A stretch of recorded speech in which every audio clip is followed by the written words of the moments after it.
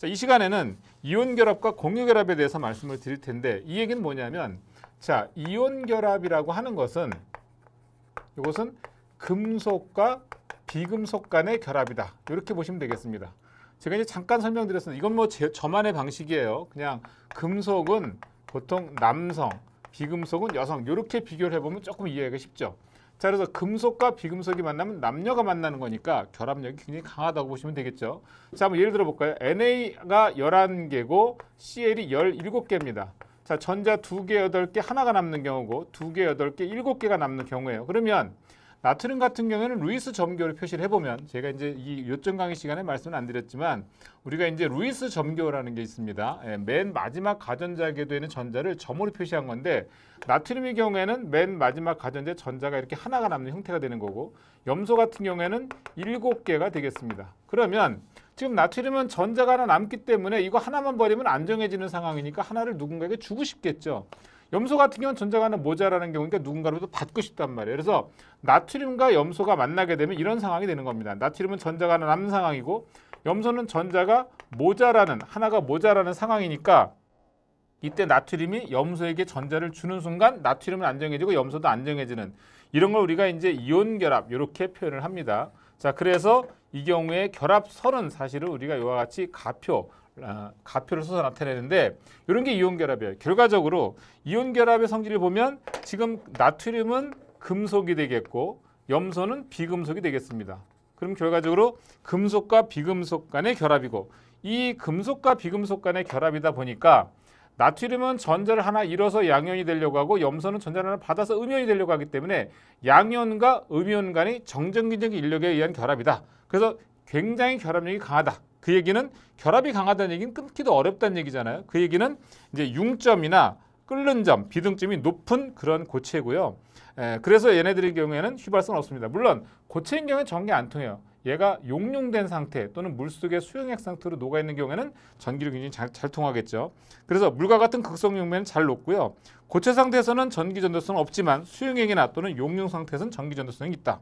그렇지만 외부에서 힘을 가하면 쉽게 부스러지는 게 이온 결합성 물질이 되겠습니다. 여기 이제 이온 결합에 대한 얘기고요. 그 다음에 이제 공유 결합인데 공유 결합이라고 하는 것은 당연히 비금속 플러스 비금속의 경우를 말하는 겁니다. 그러니까 비금속과 비금속이 만나면 공유 결합이 되는 거거든요. 종류를 좀 몇 가지 살펴보면 일단 비금속 단체라고 하는 게 있을 수 있고요. 그 다음에 두 번째로는 역시 비금속 공유 결합성 물질을 말씀드릴 수 있습니다. 그 다음에 세 번째로서는 탄소화합물도 역시 비금속과 비금속으로 된 경우라고 보시면 되겠어요. 먼저 비금속 단체부터 좀 살펴보면 예를 들면 Cl2 같은 경우 자, Cl2라고 하는 것은 Cl이라고 하는 게 전자가 7개가 있는 거고 또 다른 Cl도 전자가 7개가 있습니다. 자, 이 경우도 전자가 하나 모자라고 이 경우도 전자가 하나 모자라니까 각각 전자 하나를 줄 수 있는 상황은 아니죠. 줘버리게 되면 자기는 불안정해지는 상황이 되는 거니까. 그래서 각각 전자를 공동 소유하는 상황이 되겠습니다.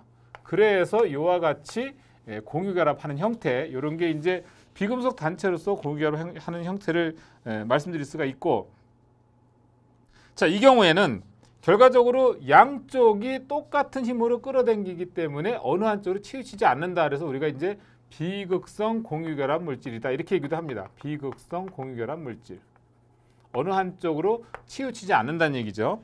자, 그러나 예를 들어서 이런 경우 있을 수 있죠. HCl. 자, 보시면 H는 전자 하나가 되겠고 염소는 전자가 7개가 되는 거예요. 그러면 여기서도 줄 수 없고 여기서도 줄 수 없으니까 이제 공유 결합을 하는 거죠. 이렇게. 자, 이렇게 공유 결합을 하긴 하는데 수소 원자핵에서 염소에 있는 전자를 끌어당기는 힘과 염소에서 수소에 있는 걸 전자를 끌어당기는 힘은 서로 같을까요? 다를까요? 당연히 다르죠. 핵이 다르니까. 그래서 이 경우에는 어떻든 H와 Cl이 공유 결합을 하긴 하는데 염소의 전기 음성도가 훨씬 강하거든요. 그러니까 아무래도 수소가 염소 쪽으로 조금 기울게 되는 이런 상황이 생긴단 말이에요. 그래서 이런 경우는 우리가 이제 극성 공유 결합이다 이렇게 표현하는 겁니다. 자, 이렇게 보시면 되겠고요. 자, 그 다음에 탄소화합물이라고 하는 거 살펴볼게요. 탄소화합물은 주로 이제 우리가 그 휘발유 같은 거 우리가 예를 들 수 있는데 이런 포화 불포화 탄화수로서 이런 걸 예를 들 수 있는데 예를 들면 이런 겁니다. 자, 탄소, 일단 요거는 휘발유에 대한 얘기고요. 제가 메탄을 가지고 한번 설명을 드려볼게요. 메탄. 자, 메탄의 구조를 살펴보면 메탄은 탄소는 가전자가 4개, 수소의 가전자 1개 이렇게 되는 거예요. 그러면 탄소로서도 전자가 4개밖에 없었는데 수소로부터 하나씩 받아가지고 수소는 하나씩 탄소로부터 공유받아서 2개가 돼서 안정하고 탄소는 8개가 돼서 안정해지는 상황. 따라서 이렇게 보면 탄소를 중심으로 수소가 4군데서 결합하는 구조가 된다 이 말이에요. 이게 바로 공결합성 물질이 되는 건데 문제는 탄소와 수소 간에는 어느 한쪽으로 힘이 치우치는 힘이 생기지만 이 탄소라는 원자를 중심으로 4군데에서 똑같은 힘으로 끌어당기고 있으니까 이 경우는 어느 한쪽으로 치우치는 힘이 없다. 그래서 이 경우는 바로 비극성 공유결합 물질이 되겠습니다. 자, 물론 뒤에서 이제 설명을 다시 한번 드릴 겁니다. 자, 그래서 이런 공유결합성 물질은 서로 원해서 서로 필요해서 만난 사이란 말이에요. 그러니까 전자를 주고받은 관계가 아니라 공유하는 상황이기 때문에 녹는 점과 끓는 점은 낮을 수밖에 없고요. 다만 이제 공유결정은 결합력이 강해서 녹는 점, 끓는 점이 높은데 이건 공유결합성 물질하고 공유결정은 조금 구분해 주셔야 돼요.